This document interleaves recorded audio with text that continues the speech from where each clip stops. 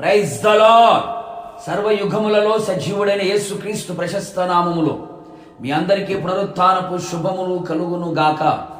ఈ దినపు యేసయ్య జీవపు మాట 41వ కీర్తన 12వ చరణం. నీ సన్నిధిని నిత్యము నన్ను నిలవబెట్టుదువు.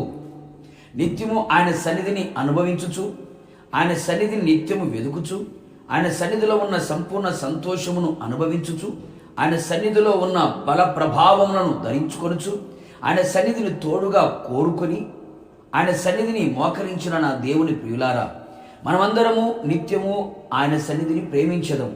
ఆయన సన్నిధి లేనిదే అడుగు తీసి అడుగు వేయలేనంతగా ఇష్టపడదము. మనం ఎల్లప్పుడూ ఆశించవలసినది ఎప్పుడు సన్నిధికి వెళ్ళాలి అని, ఆయన సన్నిధిలో ఆయనకు ఎలా కనబడాలి అని, ఆయన సన్నిధిలో ఎలా నడవాలి అని కోరుకుంటూ ఆత్మీయ యాత్రలో ముందుకు కొనసాగాలి. అవును ప్రియులారా, అనేక మంది క్రైస్తవులు దేవుని సన్నిధిని నిర్లక్ష్యపరుచుచున్నారు, దేవుని సన్నిధిని విడిచిపెడుతున్నారు. మరికొందరు దేవుని సన్నిధి నుండి పారిపోవచ్చున్నారు, మరికొందరిని ఆయన సన్నిధి నుండి త్రోసివేయుచున్నాడు. మన జీవితం అలాగూ ఉండకుండా జాగ్రత్త పడేదము, మరింత జాగ్రత్త పడేదము. నిత్యము మనము ఆయన సన్నిధిలో నిలవబడాలి.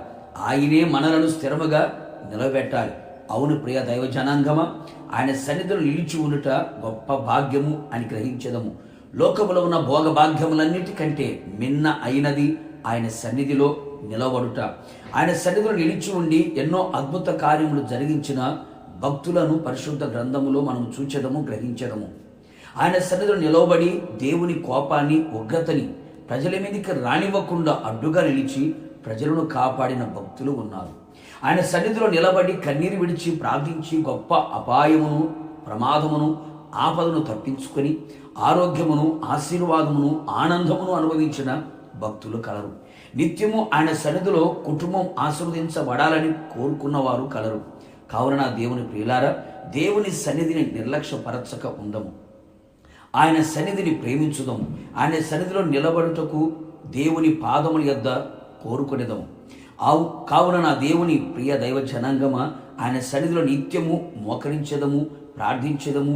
నిశ్చయముగా ఆయన మనలని ఆయన సన్నిధిలో నిలబెట్టి ఆయన రాకడలో ఆయన ఎదుట నిలబడినట్లుగా ఆయన కృప దయచేయునుగాక.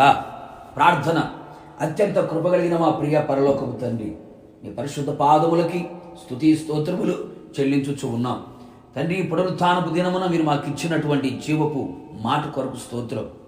అవును ప్రభువా, మా జీవితాలు నిత్యము మీ సన్నిధిలో నిలబడినట్లుగా కృప దయచేయమని కోరుతున్నాం. ఎవరు మీ సన్నిధి నుంచి పారిపోకుండా, విడిచిపెట్టకుండా, నిర్లక్ష్యపరచకుండా, మీ చేత త్రోసి వేయబడకున్నట్లుగా, మీ సన్నిధిలో స్థిరముగా నిలుచున్నట్లుగా మీరు కృప దయచేయమని కోరుతున్నాం. మీ సన్నిధిలో దాగి ఉన్న ప్రతి శ్రేష్టమైనటువంటి దీవెనలు మేము పొందుకొని మీరు అక్కడ పర్యంతము నడిపించబడినట్లుగా ఆశ్చర్యకరమైన మీ సహాయం అందించమని యేసు నామములో అడుగుచున్నాను తండ్రి, ఆమేన్. నిశ్చయముగా మీరును మీ కుటుంబ సభ్యులందరూ ఆయన సన్నిధిలో నిత్యము నిలవబడి ఉందురుగాక. God bless you.